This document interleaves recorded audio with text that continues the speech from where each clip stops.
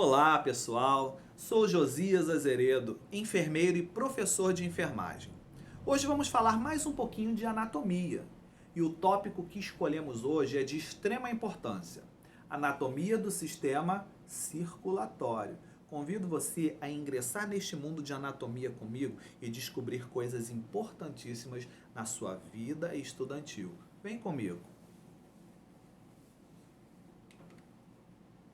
São componentes do sistema circulatório: o sangue, o coração, que é um órgão muscular que bombeia este sangue por todo o organismo, os vasos sanguíneos, descritos pelas veias, artérias e capilares. O sistema circulatório desenvolve várias funções no organismo. Separamos algumas como transporte de gases, transporte de nutrientes, transporte de resíduos metabólicos. Transporta também os hormônios. Ele faz intercâmbios de materiais. Faz o transporte de calor por todo o corpo humano. Faz a distribuição de mecanismos de defesas.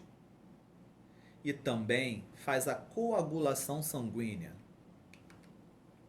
O coração é um órgão muscular oco que se localiza no meio do peito, sob o osso externo, ligeiramente deslocado para a esquerda.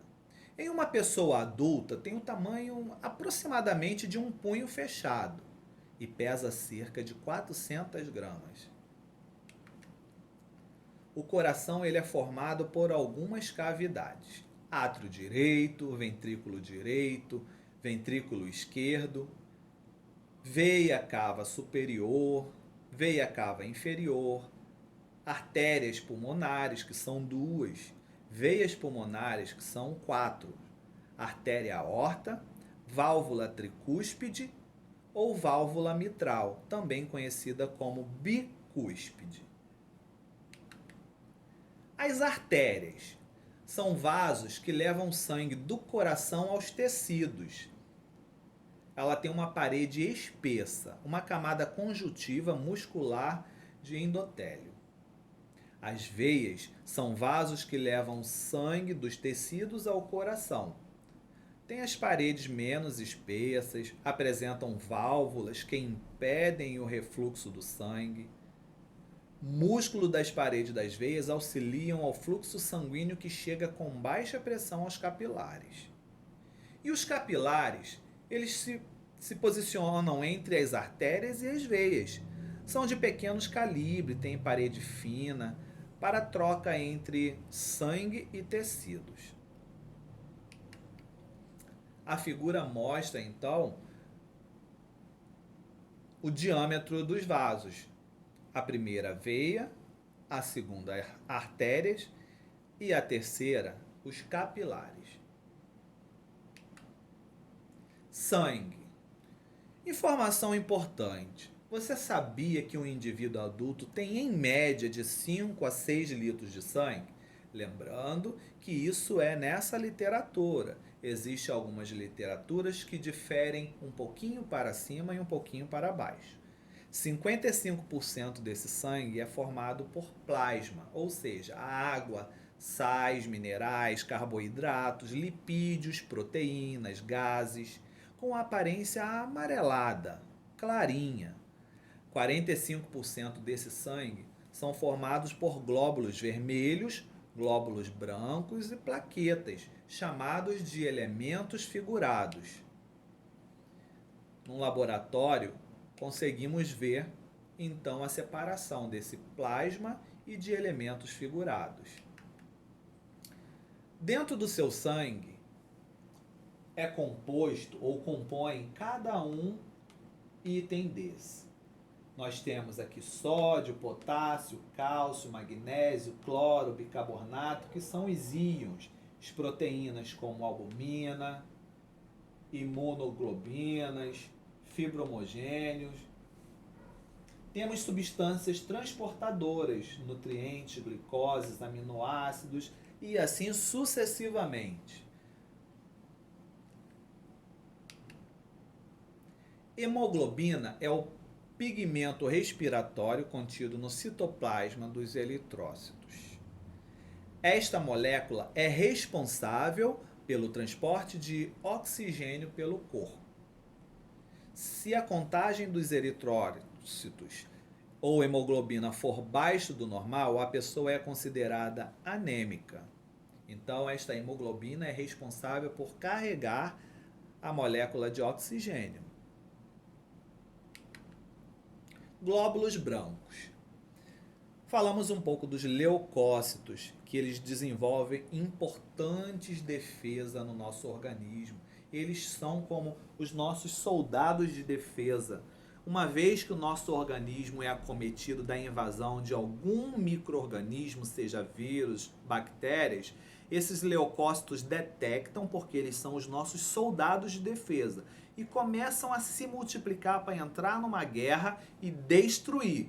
Tanto que por muitas das vezes pegamos uma pequena infecção, uma gripe, e aí não fazemos uso de nenhum medicamento e daí a 2 dias ou 3, aquela gripezinha, aqueles sintomas passam. Porque os nossos soldados de defesa, os leucócitos, conseguiram combater esses monstrinhos que adentraram no nosso organismo. Uma infecção por bactéria pode provocar uma leucocitose, ou seja, um aumento da taxa de leucócito no nosso organismo. E ele vai cada vez mais se multiplicando e geralmente é por conta de uma infecção por bactérias. Já quando a infecção é por vírus, esses leucócitos eles diminuem. É chamado de leucopenia. Então, leucocitose são infecção bacteriana. Geralmente são por infecção bacteriana. E leucopenia geralmente são por infecção viral. A leucemia é o câncer na área de produção de células sanguíneas. E os linfócitos fabricam os anticorpos. São proteínas que neutralizam a ação de proteínas estranhas ao nosso organismo. Se nós temos no nosso organismo, né, antígenos, que são proteínas produzidas estranhamente, os linfócitos fabricam os anticorpos, que vão ajudar a eliminar esses antígenos. Anticorpo, substância produzida pelos linfócitos que ataca e destrói micro-organismos ou outras matérias estranhas ao corpo. E antígeno são substâncias estranhas ao organismo que desencadeia a produção de anticorpos. Então, hoje, atualmente, nós podemos contar aí, né, com essa pandemia que nos traz aí grandes índices de contaminação, de infecção e de óbitos, são antígenos, né, que é um vírus que está trazendo aí manifestações clínicas e que posteriormente nós já queremos, pedimos aí aos estudiosos que fabriquem os anticorpos, né, que vão trazer uma imunidade para o nosso organismo por conta desses vírus que estão atacando aí a grande população. Curiosidade, você sabia que o pus é uma secreção de cor amarelada com odor desagradável, produzida em consequência de um processo de infecção? Uma análise completa do pus mostra que essa secreção é constituída por leucócitos em processo de degeneração, plasma, fragmentos de bactérias, proteínas e elementos orgânicos. Então mostra que houve uma grande guerra no nosso organismo e a morte de muitos desses elementos que acabam formando o pus, que deve ser secretado, retirado do nosso tecido. Plaquetas. Quando maduras, se rompem liberando fragmentos na circulação. Fragmentos são as plaquetas, que vai fazer a coagulação, chamado também de hemostasia. Então, as plaquetas são responsáveis pela coagulação sanguínea, chamado de hemostasia. Vemos aí a figura mostrando diversos vasos sanguíneos, onde nós vamos poder depois entender em que local a gente pode fazer uma punção venosa. Trombose, podemos dizer um pouquinho a respeito dessa trombose, que é o acúmulo de plaquinhas de gordura chamada ateromas, né? Por hábito alimentar, sedentarismo, né? Ou genética da pessoa, enfim, geralmente por hábitos alimentares, hábitos do dia a dia, o indivíduo tem muita gordura no sangue, né? E ele desenvolve essas gorduras que vão começar a circular nos vasos sanguíneos.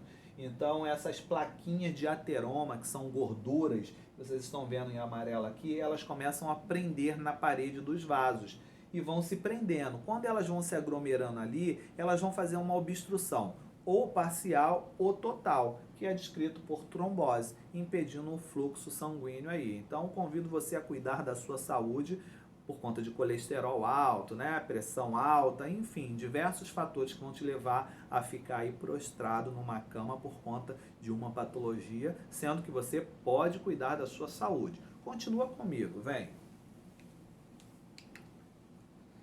Voltando ao início do nosso slide, a gente falou lá, né, das cavidades do coração, descrito a pequena circulação e grande circulação. Você pode resumir pequena circulação como coração, pulmões, coração. Então você pode dizer que o sangue entra no coração, ele começa a pequena circulação. Quando ele passa para as cavidades, vai até o pulmão, volta para o coração, ele ainda está na pequena circulação. A partir do momento que esse sangue sai na artéria aorta, inicia a grande circulação. Então, resumindo, pequena circulação, coração, pulmão, coração. Grande circulação, artéria aorta, sistemas e veias cavas. A partir daí, a gente volta à pequena circulação.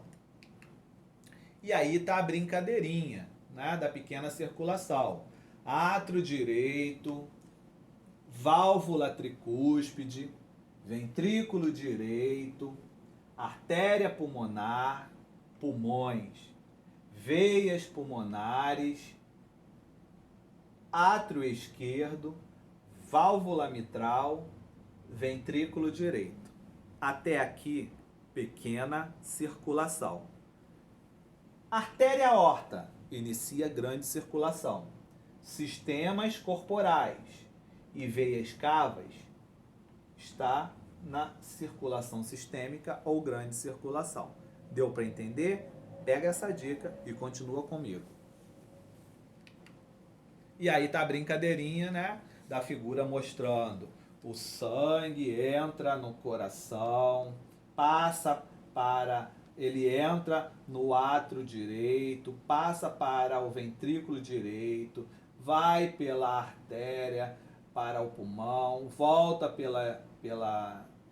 vai pelas veias, pulmonares para o pulmão, volta pela artéria pulmonar para o coração, cai no ventrículo, átrio, depois ventrículo e depois ele cai na artéria aorta para ser distribuído para todo o organismo.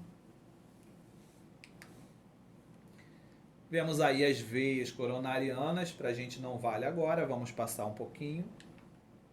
Pressão arterial é a pressão do fluxo sanguíneo sobre as artérias. Varia de acordo com o organismo, tamanho e idade.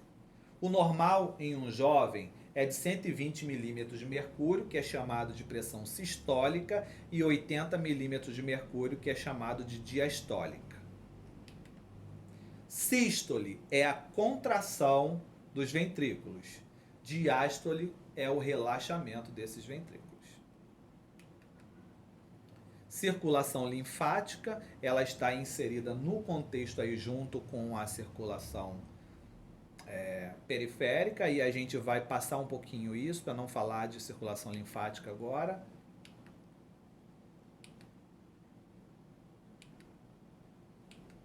Em outra aula a gente vem falando sobre o sistema linfático.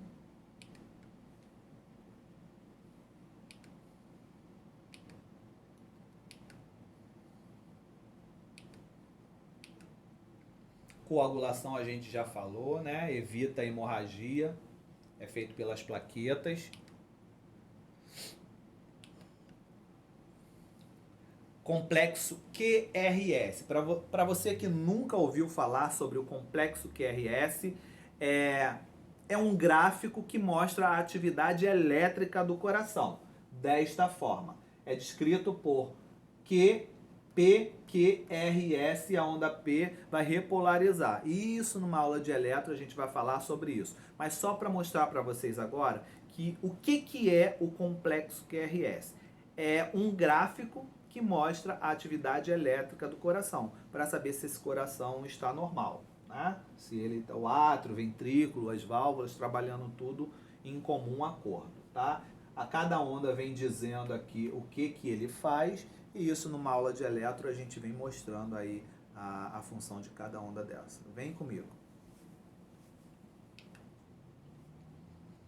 Localização dos vasos sanguíneos. A gente vai passar rapidinho só para mostrar a vocês, técnicos de enfermagem, enfermeiro, local para a gente fazer punção venosa, né? Existem várias veias, então temos aí veia cefálica, veia acessória, veia basílica, intermédia. Temos vários vasos que podemos puncionar aí para fazer soroterapia e medicação. Braço, antebraço, dorso da mão, diversas formas aí. Se você não visualizar na hora de fazer a punção venosa, você pode ir pela anatomia, sabendo que por aí passa um vaso. Radial, né? Onde a gente consegue pegar um acesso venoso em veia radial. Na cabeça, geralmente é feito punção venosa em criança na cabeça. O pescoço também, ao lado do músculo esternocleidomastoide, não sei se vocês lembram disso, né, da aula de musculatura, de sistema muscular, o músculo do pescoço, chamado de esternocleidomastoide, ao lado dele nós podemos visualizar a veia jugular externa, onde o enfermeiro pode fazer uma punção venosa, e a veia jugular interna, onde o médico vai fazer essa punção, tá, que é mais profunda. Acesso profundo, aí a gente tem um desenho de subclave, onde é o médico que vai realizar esse acesso profundo. Nós da enfermagem vamos auxiliar ele, montando mesa e auxiliando no que for necessário. Femoral, braquial, radial, ulnar, locais para punção de acesso venoso. Doenças do sistema circulatório.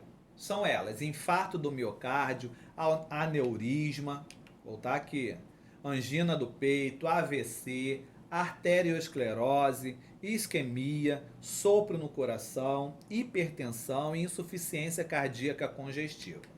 Existem outras doenças, outras cardiopatias que podem ser genéticas também, tem uma série delas, e depois vocês pesquisam aí mais profundamente quem quiser saber dessas cardiopatias genéticas.